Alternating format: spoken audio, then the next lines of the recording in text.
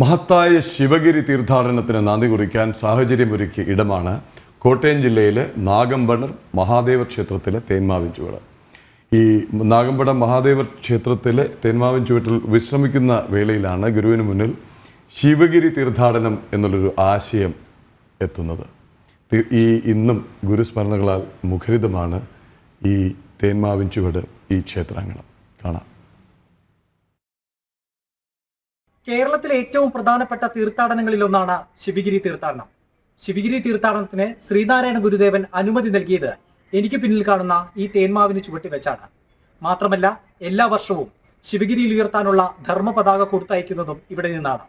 ശ്രീനാരായണ ഗുരുചരിത്രത്തിലെ ഏറ്റവും സുപ്രധാനമായ ഏടാണ് നാഗമ്പടം ശ്രീ മഹാദേവ ക്ഷേത്രത്തിൻ്റെത്.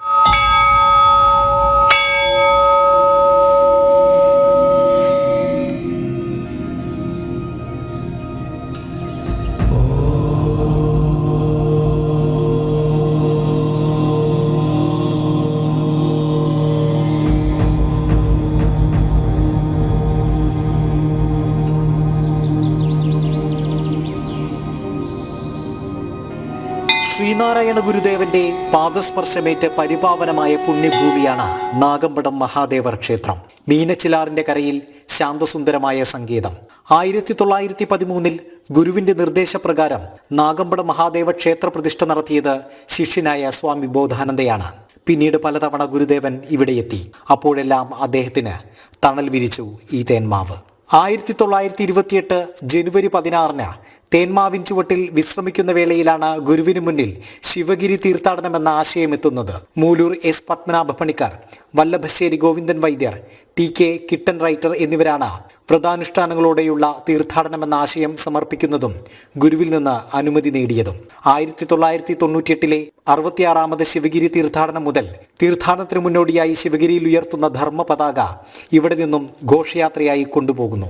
മധ്യകേരളത്തിലേക്ക് അദ്ദേഹം സഞ്ചരിച്ച സമയത്തൊക്കെ തന്നെ ഏറ്റവും കൂടുതൽ അദ്ദേഹം താമസിച്ച ഒരു സങ്കേതമാണ് ഈ നാഗമ്പടം മഹാദേവ ക്ഷേത്രം. അതുകൊണ്ട് തന്നെ ഈ മണ്ണ് പവിത്രമാണ്.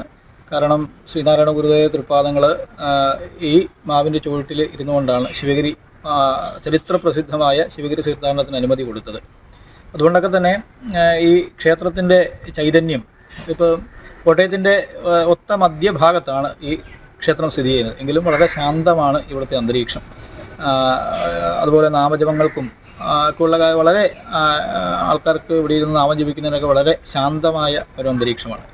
1928 ജനുവരി 24 ഇവിടെ ചേർന്ന SNDP യോഗത്തിന്റെ വിശേഷാൽ പൊതുയോഗത്തിലാണ് 108 ശാഖകൾക്കുള്ള രജിസ്ട്രേഷൻ സർട്ടിഫിക്കറ്റുകൾ ശ്രീനാരായണ ഗുരുദേവൻ വിതരണം ചെയ്തത്. മഹാകവി കുമാരനാശാൻ ഇവിടേക്കുള്ള യാത്രാമധ്യേ പല്ലനയാറ്റിലുണ്ടായ ബോട്ടപകടത്തിൽ മരിച്ചതിനെ തുടർന്ന് അന്ന് ഉദ്ഘാടനം ചെയ്യേണ്ടിയിരുന്ന സദ്യാലയം മഹാകവി കുമാരനാശാന്റെ സ്മാരകമാക്കി കവികുമാര മന്ദിരം എന്നും നാമകരണം ചെയ്തു. SNDP യോഗത്തിന്റെ വിശേഷാൽ പൊതുയോഗം കൂടി അവിടെ വെച്ച് 108 ശാഖകൾക്കുള്ള സർട്ടിഫിക്കറ്റ് ശ്രീനാരായണ ഗുരുദേവൻ തൃക്കയ്യാൽ വിതരണം ചെയ്തിട്ടുള്ളത്. കൂടാതെ മഹാകവി കുമാരനാശാൻ അവസാന കാലത്ത് യാത്ര ചെയ്തപ്പോൾ പെടിമൺ ബോട്ടപകടത്തിൽ മരിക്കുന്ന സമയത്ത് ഇങ്ങോട്ടേക്കുള്ള ആലപ്പുഴയ്ക്ക് പോകുന്ന ആ വഴി കൂട്ടത്തിൽ ഇവിടേക്കൂടെ കയറിയിട്ട് പോകാനിരുന്ന ഈ വഴിയിൽ വെച്ചാണ് അദ്ദേഹം മരണമടഞ്ഞിട്ടുള്ളതും. അതിൻ്റെ സ്മാരകമായി പിന്നിൽ ഒരു കവികുമാര മന്ദിരം എന്ന് പറയുന്ന ഓഡിറ്റോറിയം അദ്ദേഹത്തിൻ്റെ ലോകത്തിലെ ആദ്യത്തെ സ്മാരകം എന്ന് വേണേൽ അതിനെ വിശേഷിപ്പിക്കാവുന്നതാണ്. കാരണം അന്ന് തന്നെ അവരതിനെ ആ ഓഡിറ്റോറിയത്തിന് നാമകരണം ചെയ്യുകയായിരുന്നു. മഹാകവി കുമാരനാശാന്റെ പേരിലുള്ള കവികുമാര മന്ദിരം എന്നത്. ഗുരുദേവൻ വിശ്രമിച്ച ഈ തേന്മാവിൻ ഫലം വരപ്രസാദമായും ഇവിടെ പ്രദക്ഷിണം ചെയ്താൽ മനഃശാന്തിയും സർവ്വ ഐശ്വര്യങ്ങളും സിദ്ധിക്കുമെന്നും ഭക്തജനങ്ങൾ വിശ്വസിച്ചു വരുന്നു. ജനം, കോട്ടയം.